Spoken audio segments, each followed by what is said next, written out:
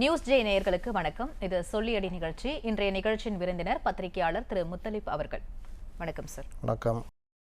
காலையிலேயே எதிர்க்கட்சிகளுக்கு நல்ல கண்டென்ட் கொடுத்துருக்காங்க ஆளும் திமுக. கான்ட்ரவர்சியான ஒரு விஷயம்னு தெரிஞ்சுமே இதை முன்னெடுப்பு பண்ணியிருக்காங்க. 5000 ரூபாய் வரவு வைக்கப்பட்டிருக்கிறது. எப்படி பார்க்குறீங்க? இன்னைக்கு திமுக காங்கிரஸ் கூட்டணி பிரச்சனை பெரிய லெவலில் ஓடிட்டு இருக்குது. அது இவங்க என்னென்ன இந்த சைடுலாம் சொன்னாங்களோ அதெல்லாம் இங்கே நடக்குது. சரி, ஜொல்லாவில்னாங்க, அங்கே சாதாரணமாக இருக்குது. இங்கே இருக்குது கூட்டணிக்குள்ளே பெரிய சண்டைன்னாங்க, இங்கே சண்டை நடக்குது. கூட்டணி ஆட்சி தான் அவங்க சொல்கிறாங்க அப்படின்னு சொன்னாங்க. அங்கே நாங்கள் யாரும் அப்படிலாம் சொல்லங்கன்ட்டாங்க. ஆனால் இங்கே எல்லாரும் இப்போ திடீர்னு காங்கிரஸ் கலப்புறது தான் பெரிய விஷயம். இப்போ எங்களுக்கு ஆட்சியில் பங்கு வேணும் அப்படின்றது போட்டு டெய்லி இந்த பிரச்சனை ஓடிட்டு இருக்குது. இவரால் சமாளிக்க முடியல. அதுக்கு இப்போவே பேச்சுவார்த்தை நடத்தினா சிக்கல்ன்ட்டு 22 தள்ளி வச்சுருக்காரு. நெருக்கத்தில் போட்டு நெருக்கி எதாவது பண்ணலான்னு.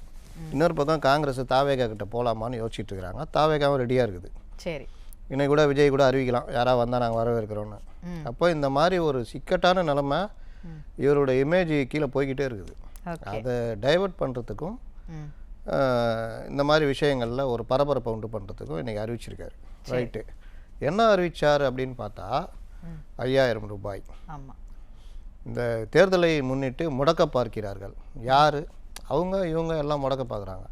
2000 ரூபாய் நான் ஆட்சிக்கு வந்தால் தர்றேன்னு சொன்ன அதிமுக இந்த 1000 ரூபா உரிமை தொகையை எப்படி முடக்க பார்க்கும்? அது அவர்களுக்கே தேர்தலில் பிரச்சனை வருமா வராதா? அப்போ இந்த பிரச்சாரம் பொய் தானே. அப்படியே தேர்தல் காரணமாக இந்த பணம் நிறுத்தப்பட்டதுன்னா அது தேர்தல் நடைமுறை. இதில் நாங்கள் போராடுவோம், வெல்லுவோம். ஏங்க போராடுவோங்க, தமிழகம் வெல்லும். எதுலங்க வெல்லுங்க. இப்படி இந்த மாதிரி வார்த்தைகளில் இன்றைக்கும் அதே மாதிரி சொல்லியிருக்காரு. நீங்கள் 5000 ரூபா கொடுக்குறது மேட்ரு இல்லை, ஆனால் அதுக்குள்ளே இந்த மாதிரி விஷயங்கள்லாம் வச்சு சொல்கிறீங்களே, அங்கே தான் விஷயம் இருக்குது. இன்னொன்று, இவர் என்ன சொல்கிறாரு, பிப்ரவரி இந்த மாதம், மார்ச் ஏப்ரல் மே மாதத்துக்கு கோடைக்கால செலவாக 2000, மொத்தம் 5000. அப்படி பார்த்தா இந்த 3 மாதத்துக்கான காசு 3000 போயிடுது. மே மாதத்துக்கு ஒரு 1000 ரூபா போட்டுக்கிட்டா மீதி 1000 ரூபா எக்ஸ்ட்ரா கொடுக்குறாரு. ஆனால் இவர் சொல்கிறது 5000 ரூபாய். இதை உடனடியாக பலரும் ரியாக்ட் பண்ணுறாங்க.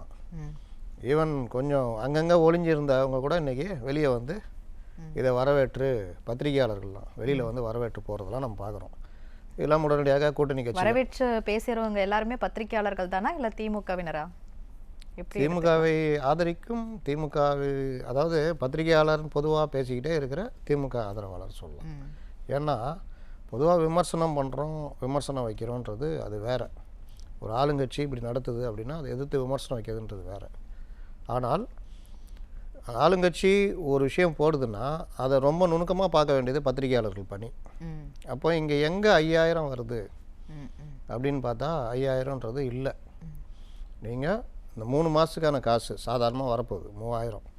மே மாதம் ஒரு 1000 ரூபா போட்டுட்டா மீதி 1000 ரூபா தான் எக்ஸ்ட்ரா கொடுக்குறீங்க. ஓகே. ஆனால் 5000 போடுறத இன்ப அதிர்ச்சி இல்லை. என்னன்னா இது வரைக்குமே கோடைக்காலம் தமிழகத்தில் வந்ததே கிடையாதா? இப்போ என்ன திடீர்னு கோடைக்காலம்? மழை காலம் பயங்கரமாக, வடகிழக்கு பருவமழை மே மாதம் வரைக்கும் இருக்கும். அதனால் கோடை காலத்தை அதை விட்டுருங்க. மகளிர் உரிமை தொகை நாங்கள் அறிவித்தோம் 1000 ரூபாய். கடுமையான நிதி நெருக்கடிக்கு இடையே நாங்கள் பண்ணோன்னுன்றார. மொதல் 2 வருஷம் எங்கே போனீங்க? 3 வருஷம், 21, 22, 23 ரொம்ப பிரச்சனையாகி தேர்தல், பார்லிமெண்ட் தேர்தல் வர நேரத்தில் இந்த கோரிக்கை பெருசானோன்னா பெண்கள் மத்தியில் அப்போ தானே அறிவிக்கிறீங்க. மொதல் 2 வருஷம்லாம் அந்த பெண்கள் ஐயோயோ 2 மாதத்துக்கு பணம் இல்லைன்னா என்ன ஆவீங்களோ. அதுவும் கோடை காலத்தில் நீங்கள் என்ன வீட்டில் அந்த 1000 ரூபா வச்சுக்கிட்டு மருந்து செலவு, வீட்டு செலவு, அன்றாட செலவும் அன்றாட செலவு, வீட்டு செலவு, முதியவர்கள் இருப்பார்கள், மருந்து மாத்திரை வாங்குவார்கள். ஒரு 1000 ரூபா வச்சுக்கிட்டு என்ன 1950 இருக்கிறோம், ஒரு 1000 ரூபா வச்சுட்டு இவ்வளோ பார்க்குறதுக்கு. அட ஒரு 80னா கூட, 80கள்னா கூட ஒரு 1000 ரூபானா ஏதோ அதை வச்சுக்கிட்டு இவர் சொல்கிறதெல்லாம் பண்ணலாம். இன்றைக்கி 1000 ரூபாய் எடுத்துகிட்டு இப்படி போனோன்னா ஒன்றுமே கிடையாது. ஒரு டாக்டர்கிட்ட போனால் கூட அவர் எழுதி கூட ஃபீஸு 2 இது மாத்திரை வாங்கினா 1000 ரூபா முடிஞ்சுது. சரி, இப்போ என்னன்னா நீங்கள் சொன்ன மாதிரி 2 வருடங்கள், கிட்டத்தட்ட 28 மாதங்கள் கழித்து தான் இந்த பணத்தையே போட்டாங்க. இவ்வளோ தேர்தலுக்கு முன்னாடி முடக்கிடுவாங்க, பணம் கொடுக்க இது பண்ணுவாங்க அப்படின்னா அந்த 28 மாதத்துக்கும் சேர்த்து போட்டிருக்கலாமே. இவங்க இப்போ சேர்த்து போடுற மாதிரி அதையும் போட்டிருக்கலாமே. இதுக்கே கடன் வாங்கி கொடு. நீங்கள் அன்புமணி போட்டு கிளின்னு கிழிக்கிறார். 6500 கோடி ரூபா எக்ஸ்ட்ரா கடன் அதாவது உங்கள்கிட்ட கொடுக்குறேன்னு இவங்க பேர் வாங்கிட்டு கடனை உங்கள் தலையில் தான் தூக்கி போடுறாங்க அப்படின்றாரு. இன்னொன்று, இவர்கள் சொன்னது அனைத்து பெண்களுக்கும் 1000 ரூபாய். ஆமாம். 2023 2-3 வருஷம் கழித்து இவங்க கொடுத்தது தகுதி வாய்ந்த பெண்களுக்கு.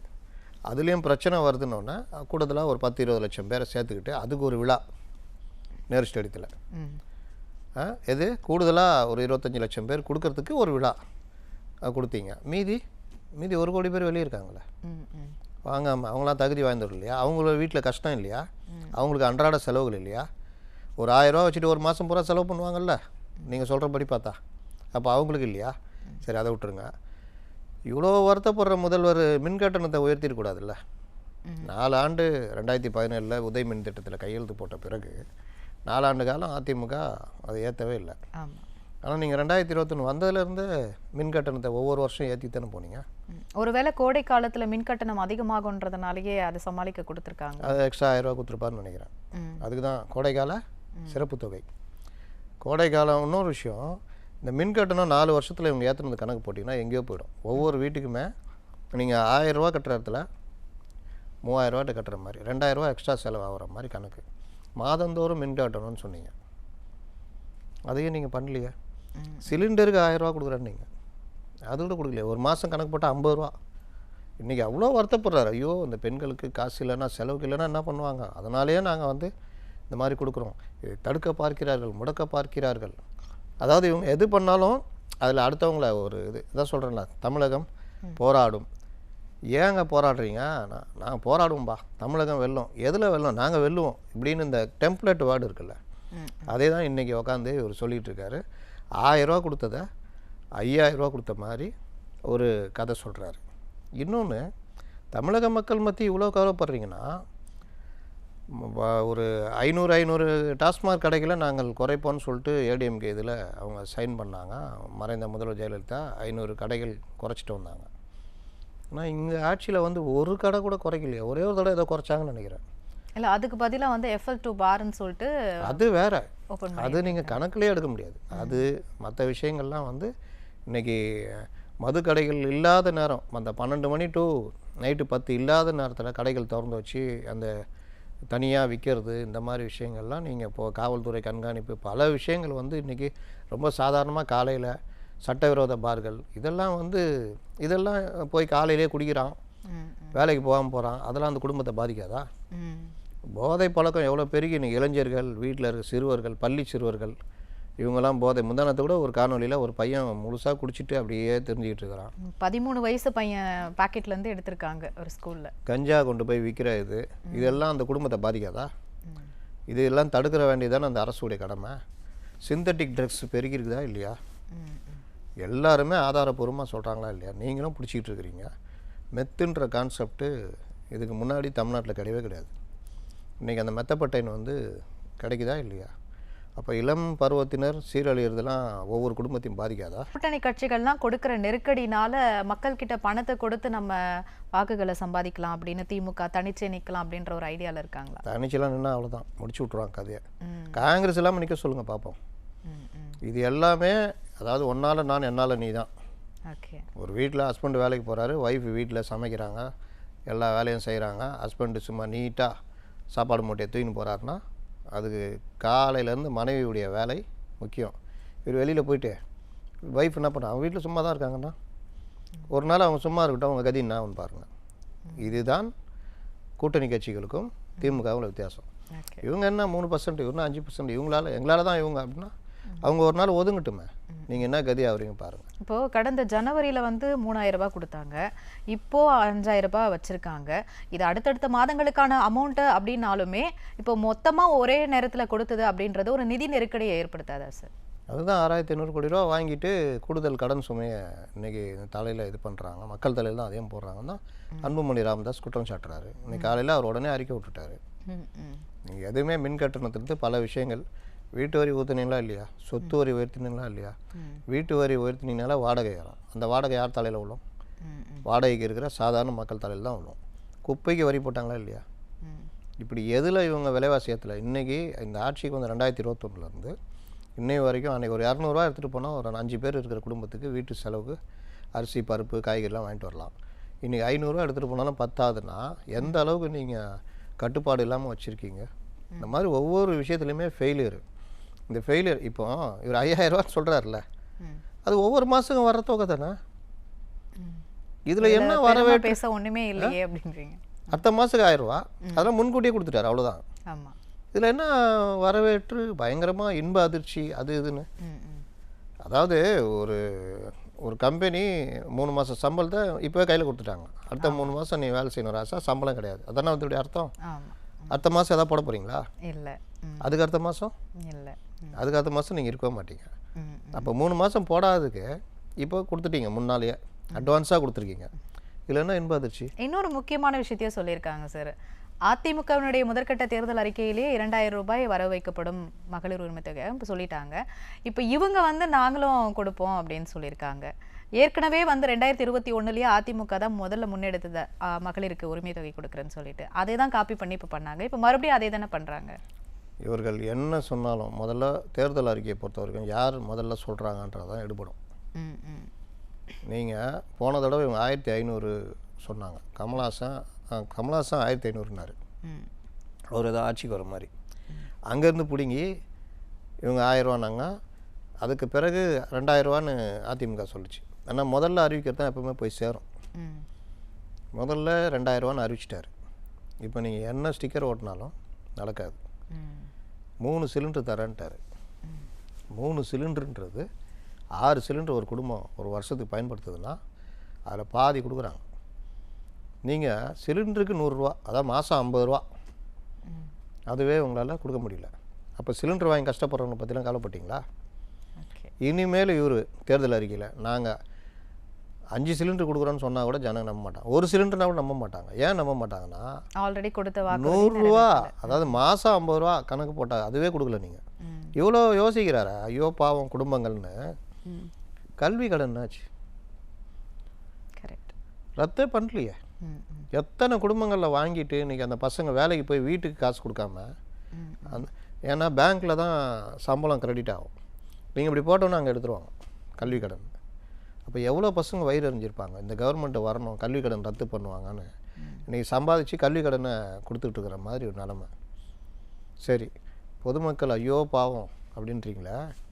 செவிலியர்கள் பல நாள் போராட்டம். போராடுறது ஃபேஷன் சொன்னாரா இல்லையா? தூய்மை பணியாளர்கள் 160-170 நாள் போராடினாங்க. கடைசி டைமில் அவங்கள மட்டும் ஒரு இது போயிட்டு வேறு வழி இல்லை சமாளிச்சுட்டு ஜூஸை கொடுத்து இது. மருத்துவர்கள், இடைநிலை ஆசிரியர்கள், இப்போவும் அங்கன்வாடி பணியாளர்கள் 10வது நாளாக ரோட்டில் உட்காந்து போராடிட்டு இருக்காங்க. கொளுத்துற வெயிலில் சேலையெல்லாம் கட்டிட்டு போராடுறாங்க. இவ்வளோ பேர்லாம் அவங்களாம் பொதுமக்கள் இல்லையா? அவங்களுக்குலாம் கஷ்டம் இல்லையா? அவங்க கோரிக்கையெல்லாம் இதுவா? மாற்றுத்திறனாளிகள் இன்றைக்கும் சாலை மறியல்லேருந்து எல்லாம் பண்ணிகிட்ருக்குறாங்க. தொடர்ந்து 5வது நாளாக என்னமோ பண்ணுறாங்க. என்றைக்காவது முதல்வர் திரும்பி பார்த்தாரா? சென்னையில் ரேஸ் நடத்துனீங்களே, அன்றைக்கி பாதிக்கப்பட்டது பொதுமக்கள் இல்லையா? 2 பெரிய ஹாஸ்பிட்டல் ஆம்புலன்ஸ் போகிற ரூட்டு அதை மறிச்சிக்கிட்டு தானே ரேஸ் நடத்துனீங்க. அந்த ரேஸ் யார் கேட்டா? அவங்கள்ட்ட பொதுமக்கள் கேட்டாங்களா? இல்லை யாராவது ஸ்போர்ட்ஸில் இருக்கவங்க கேட்டாங்களா? இல்லை, இந்த மாதிரியான பிரச்சனைகள் தமிழகத்தில் முழுக்க பிரச்சனையாகவே இருக்கும்போது இப்படி ஒரு அமௌண்ட்டை கொடுக்குறேன்ற விளம்பரம் வந்து ஒரு கோவத்தை தானே உண்டாக்கும். விளம்பரம் தான், கோவத்தை இல்லை. முதல்ல கொஞ்சம் ஜனங்க இதில் இதாகிடும், ஈல்ட் ஆகிடுவாங்க. பரவாயில்லடா 5000 ரூபா கொடுத்தாருன்னு. ஆனால் அது உங்களுக்கு கொடுக்க வேண்டிய மாதம் கொடுக்குறது தாங்க முன்கூட்டியே அடுத்த மாதம் வராத போது அது புரிய ஆரம்பிக்கும். அதனால இவர்கள் அதை என்ன சொல்கிறது, அந்த கவரிங் நாய்க்குனால தங்க முலாம் பூசி கொடுக்குற மாதிரி இதை கொடுக்கும் போதே என்ன பண்ணுறது, தடுக்க பார்த்துட்டாங்க, என் கையை பிடிச்சி கட்டி போட்டாங்க, அதை மீறி தானே அவங்கள்ட்ட கொடுக்குறேன் அப்படின்னு. தேர்தல் நடைமுறை வந்துச்சுன்னா அது எல்லாருமே வந்து அதுக்கு என்ன இவங்க அவங்க இது தேர்தல் நடைமுறைகளை வருமானா வராதுன்றாங்க. அப்புறம் ஏன் நீங்கள் இவ்வளோ பதட்டப்படுறீங்க? ஒன்று செஞ்சுன்னா செஞ்சுட்டு போங்க. மொத்தமே வந்து தேர்தலுக்கான பயத்தினுடைய வெளிப்பாடாக இதை எடுத்துக்கலாமா? கூட்டணி பயம், கூட்டணி பிரச்சனை. அந்த சைடு உங்களுக்கு மக்கள் நல கூட்டணி மாதிரி விஜய் வாக்குகளை பிரிக்கிறாரு. விஜய் பிரிக்க போகும் வாக்குகள் இவர்களுடைய வாக்குகள், சிறுபான்மை வாக்குகள். அந்த விஜய் ரசிகர்கள் போன தடவை போட்டாங்கல்ல, இவங்களுக்கு தானே போட்டாங்க. அந்த வாக்குகள்லாம் போச்சுன்னா கீழே வந்துடுவீங்க. இதோடு சேர்த்து காங்கிரஸ் எப்போ வேணாலும் அவங்க யோசிச்சுக்கிட்டு இருக்கிறாங்க. ரொம்ப இது பண்ணால் பாருங்கள், தோத்தா கூட பரவாயில்ல, ஒரு தடவை விஜய் கிட்ட போகிறோம் அப்படின்னு முடிவு எடுத்துட்டாங்கன்னா 3வது இடத்துக்கு போயிடுவாங்க. சரி. இப்போ இந்த மாதிரி பிரச்சனைகள்லாம் டைவர்ட் பண்ணணும். என்ன பண்ணுறது? அவங்க வாயை மூடவே முடியல. மாணிக் தாக்கூர் நீங்கள் இப்படி போட்டோன்னா அப்படி அடிக்கிறாப்புல. ஆமாம். அதெல்லாம் காங்கிரஸுடைய தலைமையுடைய அனுமதி இல்லாமல் நடக்கும். கண்டிப்பாக. அப்போ இந்த பிரச்சனையெல்லாம் டைவர்ட் பண்ணால் என்ன பண்ணுறது? சரிங்க சார். இதுதான் பிரச்சனை. சரிங்க சார். நிகழ்ச்சியினுடைய நிறைவு பகுதிக்கு வந்துட்டோம். நிகழ்ச்சியில் கலந்து கொண்டு உங்களுடைய கருத்துக்களை தெரிவித்து மிக்க நன்றி சார். நேர்களே, மீண்டும் மற்றொரு நிகழ்ச்சியில் சந்திக்கலாம். அதுவரை நன்றி, வணக்கம்.